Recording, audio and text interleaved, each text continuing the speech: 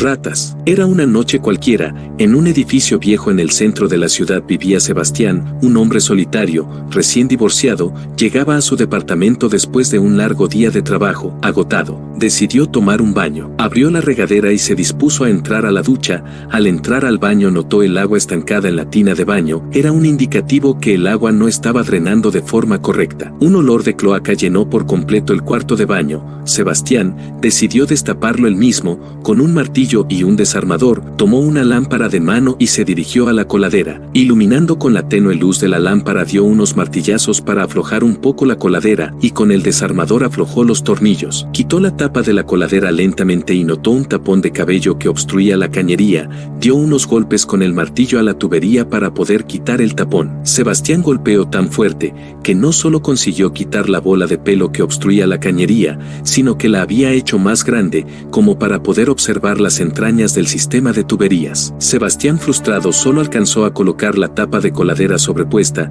ya que con los golpes que dio era imposible de colocar de nuevo los tornillos, pero al final lo había conseguido. El agua corría sin dificultad. Satisfecho con su trabajo, Sebastián se dispuso a relajarse con un baño. Mientras tomaba la ducha, el agua caliente lo calmaba y relajaba. De pronto su tranquilidad se transformó en horror al ver en el hueco que había creado una piel grisácea acompañada de unos ojos brillantes que lo observaban desde la oscuridad de la cañería. Sebastián, asustado, de pronto dio un salto. Esto ocasionó que por el piso mojado resbalara y se golpeara fuertemente el cuello con la esquina de la bañera. Sebastián perdió la conciencia. Tiempo después, sintiendo un agudo dolor, poco a poco fue recuperando la conciencia. No podía moverse, yacía en la bañera, la sangre se mezclaba con el agua. Aterrado, Sebastián se intentó mover, pero era imposible. El golpe le había ocasionado que su cuerpo quedara parapléjico. Empezó a gritar pidiendo ayuda, pero sus gritos se ahogaban con el ruido del chorro de agua que aún caía de la regadera. Del hueco que él mismo había creado empezaron a salir de forma sigilosa criaturas hambrientas. Ratas grandes y voraces con ojos brillantes y grandes dientes afilados avanzaron hacia Sebastián.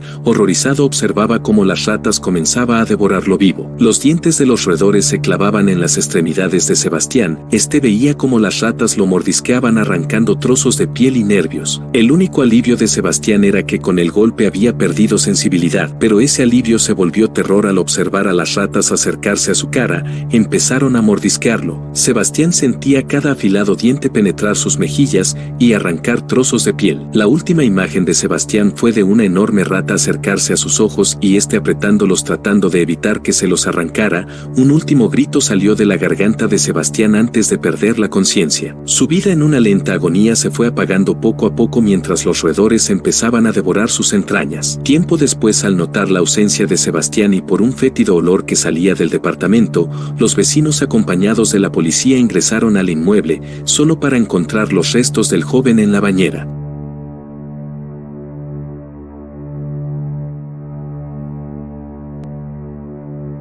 Luciérnagas. En lo más profundo de un oscuro y tenebroso bosque, donde las sombras se confundían con la negrura de la noche, en un pueblo olvidado existía una leyenda que los habitantes del lugar habían comprobado en carne propia que era verdad. Se contaban historias sobre las luciérnagas, que no eran simples insectos luminosos, sino parte de unas criaturas malévolas que, en las noches más oscuras, guiaban a los incautos hacia un destino fatal. A estas luces se le llamaba las luces de la muerte. Cuenta la historia que, en aquellos campos, en las noches oscuras, las luciérnagas en la penumbra emergían de lo más profundo del infierno, iluminaban caminos, bosques y senderos, atrayendo a aquellos que, cegados con las hermosas y luminosas luces, las perseguían, siendo atraídos a encontrarse con seres infernales y demoníacos hambrientos de almas humanas. Una noche, al finalizar la lluvia, una joven, llamada Isabel, mientras la luna brillaba débilmente en el cielo, vio parpadear a cientos de luciérnagas entre los árboles. Hipnotizada y temerosa, guiada por una atracción que iba más allá de su entendimiento,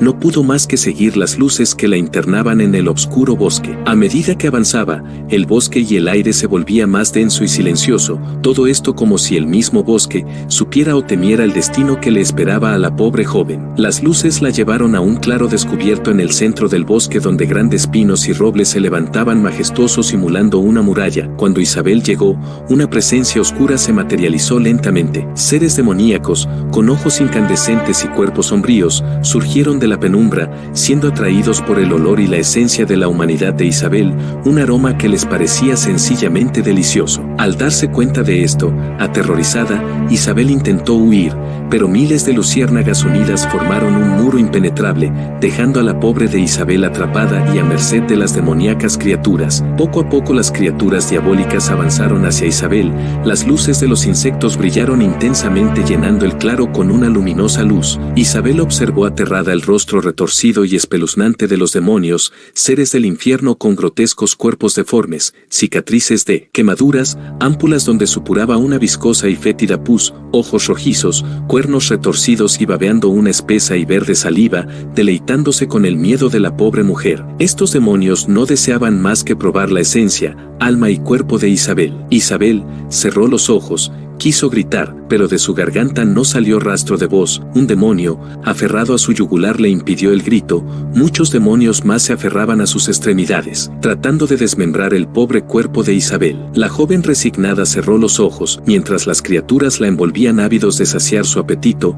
Un grito salió de la profundidad de la garganta de Isabel. Este se perdió en la inmensidad del bosque mientras las luciérnagas danzaban en un loco frenesí ante el festín de los demonios. Los habitantes del pueblo escucharon el distante grito de Isabel, entendieron que las luces de la muerte habían llevado a su trágico final a alguna alma inocente. Nadie se atrevió a ir en su ayuda, ni a averiguar qué había sucedido. Las luces mortales siguen aún al acecho, en espera de aquellas personas lo suficientemente insensatos como para seguirlas y guiarlas con su resplandor hacia su final. Araña. Era un día nublado. El aroma a tierra húmeda y el sonido de la lluvia golpeaba suavemente contra mi ventana. Esto creaba un ambiente cálido en mi departamento. Siempre me han gustado los días lluviosos. Ese día en particular me encontraba ansioso. Esa noche estaba envuelta en completa oscuridad. Mi nombre es Alex, y siempre he tenido una intensa fobia a las arañas. La sola idea de sus peludas patas, múltiples ojos y esa forma de moverse era suficiente para sentir escalofríos en todo mi cuerpo. Esa noche me encontraba solo en casa como muchos otros días. Solía ser algo introvertido debido a mi fobia, a lo cual mi terapeuta, así como mi familia y mis amigos pensaban que mi miedo era algo completamente irracional y que no debía temerles, pero dentro de mi mente, las arañas representaban todo el mal y creía que eran criaturas diabólicas, vigilando en cada rincón, a la espera para invadir mi espacio. Mientras me alistaba para acostarme, giré la cabeza y en una esquina del techo, noté una mancha pequeña. Mis ojos se enfocaron en ella, y mi corazón empezó a latir con fuerza.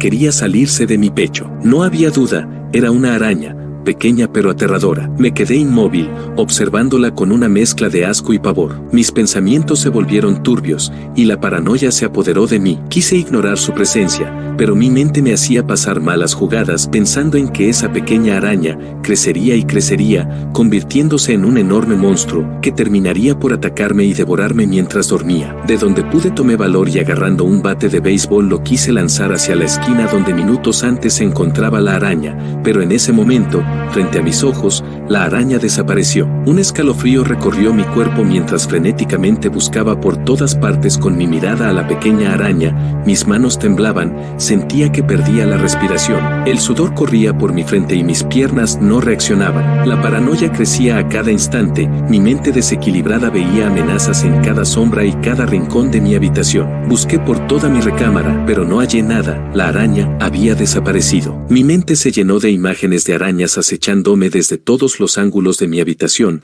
todo esto producto de mi mente distorsionada. La fobia se apoderó de mi razón. Comencé a gritar, a golpear las paredes, creyendo ver arañas por todas partes. Caí al suelo, luchando contra las sombras imaginarias, lo que mi mente interpretaba como terribles arañas. La psicosis se apoderó de mí y me sumergí en la oscuridad de mi propia mente. Imágenes de miles de arañas de todas formas, tamaños y especies llenaban mis pensamientos, incrementando más y más mi miedo a estos arácnidos. En mi frenesí, carente completamente de razón, perdí el equilibrio chocando con una ventana, rompiendo el cristal de esta. Herido en el abdomen, caí al suelo. El dolor se apoderó de mí, la locura no me abandonó, seguía turbando mi mente, sangrando y delirando. Me arrastré por el suelo, huyendo de cientos de arañas inexistentes que me perseguían. Sentía las patas peludas de las arañas agarrándome de una forma brusca las piernas, mientras con mordiscos me empezaban a devorar vivo. La policía ingresó a mi departamento, los vecinos habían reportado disturbios y gritos. Me encontraron en el piso, herido, sin oportunidad alguna de sobrevivir. Mi cordura había desaparecido por completo. Me hundí en una eterna pesadilla, terminando quedando preso de mi propio miedo a las arañas. La araña nunca fue encontrada, y así fue como esa tranquila noche de lluvia, mi fobia me consumió completamente, llevándome a la locura y un trágico final por mi fobia a las arañas.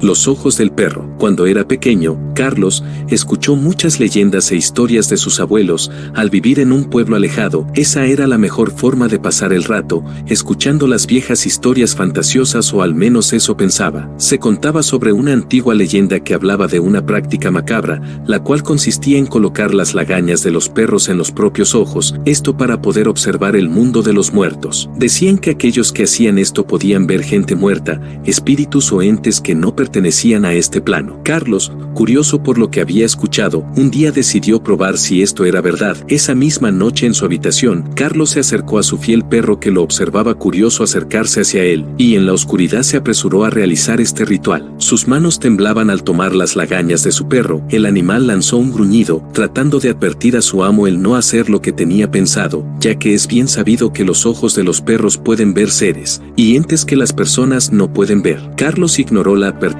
en los ojos del animal, las tomó y procedió a colocarlas en sus ojos. De pronto una sensación viscosa y fría lo invadió, pero Carlos decidido continuó con lo planeado. Nada cambió al inicio, todo le parecía normal, pero poco a poco todo a su alrededor comenzó a cambiar. Empezó a escuchar voces que le susurraban palabras las cuales no podía entender. Veía sombras metamórficas que emergían de los sitios más inusuales, extraños seres, demonios y por supuesto almas en pena. Carlos lo había conseguido, se encontraba en la frontera entre lo vivo y lo muerto. Espíritus vagaban a su alrededor, sus ojos vacíos y sus susurros llenando el aire con un eco lúgubre. Eran almas perdidas, atrapadas en un limbo eterno. La visión de Carlos se nublaba, como si estuviera mirando a través de un velo oscuro y oscilante. Los rostros de los muertos se mezclaban con los rostros borrosos de la realidad, creando imágenes distorsionadas y aterradoras. Carlos creía que perdería la cordura, pero decidió continuar. Entre la multitud de espectros, Carlos distinguió a su abuela fallecida, con su rostro marcado por el sufrimiento y la tristeza. Carlos sintió una enorme pena y lágrimas cayeron de sus ojos. «Abuela», gritó.